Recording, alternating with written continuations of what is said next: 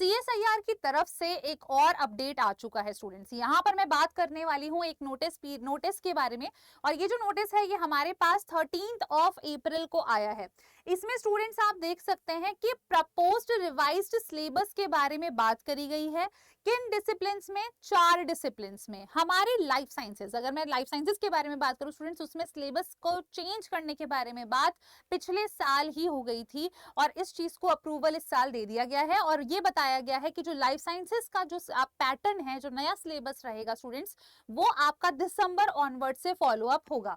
अब यहाँ पर बाकी के जो 4 आपके अदर सब्जेक्ट्स थे, जैसे कि chemical science, earth atmospheric ocean and planetary science हो गया, मैथमेटिकल साइंस हो गया, फिजिकल साइंस हो गया स्टूडेंट्स, इन सब में भी ये सब बातें आपकी करी गई हैं, जिसमें ये बोला गया है कि आपका एक एग्जिस्टिंग सिलेबस, जो करंट सिलेबस है वो रखा गया है, और जो रिवाइज सिलेबस है स्टूडेंट्स उसके बारे में भी यहाँ पर बात करी गई है। अब जरा पॉइंटर पढ़ लेते हैं क्या इसमें कहा गया है। The revise syllabus is uploaded on the CSIR website. The stakeholders are requested to fill the feedback form at the given link. तो आपके सामने स्टूडेंट्स यहाँ पर एक लिंक दे रखा है, इस लिंक पर आपको क्लिक करना है और इस गूगल फॉर्म को स्टूडेंट्स आपको फिल करना है। इस गूगल फॉर्म में आपसे आपका name, email ID, contact number, department, university name, subject, enrolment number और ये बाकी डिटेल्स जो है स्टूडेंट्स ये आपसे पूछा जाएगा। जैसे कि पूछा जा रहा है, do you find the revise syllabus relevant to research and academic area, आपसे ये सब सवाल जैसे पूछे गए हैं।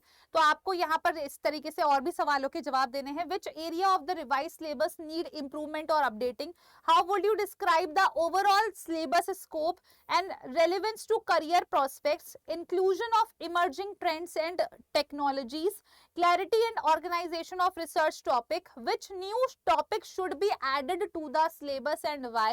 तो आपको स्टूडेंट्स इसमें सजेशंस भी देने हैं कि कौन कौन से नए टॉपिक आप चाहते हैं कि आपके सब्जेक्ट में एड अप हो जाने चाहिए। Are there any topic that should be removed और रिवाइज्ड एंड व्हाई। तो आपसे ये भी सजेशन लिया जा रहा है कि पुराना जो सिलेबस चला रहा है हमारा, उसमें कुछ बदलाव करने की जरूरत है या नहीं है। Would you recommend adding more practical और theory sections to your syllabus, any additional comments और suggestion for the revise syllabus. तो ये आपके सामने गूगल फॉर्म रखा गया है स्टूडेंट्स, डेफिनेटली इसको जरूर फिल करिएगा क्योंकि ये कहीं ना कहीं स्टूडेंट्स आपके एग्जाम से रिलेटेड है। तो यहाँ पर ये जो नोटिफिकेशन है स्टूडेंट्स, ये आपका आ चुका है, या आप कह सकते हैं काइंड ऑफ नोटिस आ चुका है, जिसमें यही चीज मेंशन है कि आपको ये जो गूगल फॉर्म है इसको फिल करना है। The link will be live from 13 April to your 14 May. तो स्टूडेंट्स 14 मई तक ये आपका लाइव रहेगा, ठीक है।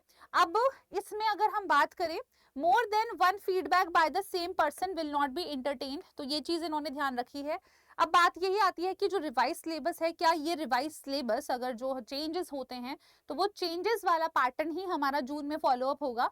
तो जो भी केमिकल साइंसेज या अदर आपके कह सकते हैं फिजिकल साइंसेज, मैथमेटिकल साइंसेज के स्टूडेंट्स हैं, तो इस चीज का आपको ज्यादा स्ट्रेस नहीं लेना है।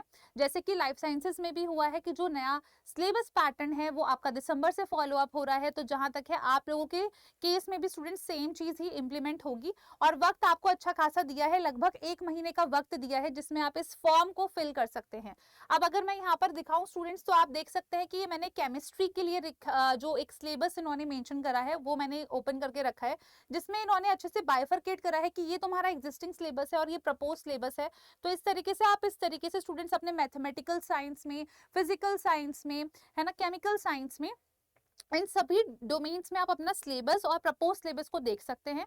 इसको अच्छे से पढ़ लीजिए और उसके बाद आप अपना जो रिस्पेक्टिव गूगल फॉर्म है स्टूडेंट्स उसको फिल कर लीजिए, सो दैट कि भाई आपकी जो भी रिकमेंडेशन है रिलेटेड टू द सिलेबस, जो नया चेंज होने वाला है या जो आप और कुछ चेंज कराना चाहते हैं, वो सभी चीजें जो हैं कंसिडर करी जाए। ऑलराइट, तो ये आपको पूरा 1 महीने का वक्त दिया गया है, इसमें अच्छे से स्टूडेंट्स इस चीज को एनालाइज करो, take a time, properly take your time, और उसमें आप कह सकते हैं कि इस पूरी चीजों को अच्छे से पढ़ लीजिए, अपने सिलेबस को गो थ्रू कर लीजिए और उसके बाद अपने फॉर्म को अच्छे से फिल करिए स्टूडेंट्स।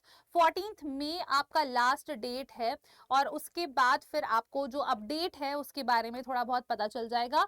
बट जहां तक as far as I know कि भाई जो लाइफ साइंसेस में भी इन्होंने इंप्लीमेंटेशन करा है वो दिसंबर ऑनवर्ड से करा है, तो बहुत हद तक आपके केस में भी स्टूडेंट्स इंप्लीमेंटेशन जो होगा वो दिसंबर ऑनवर्ड्स हो सकता है।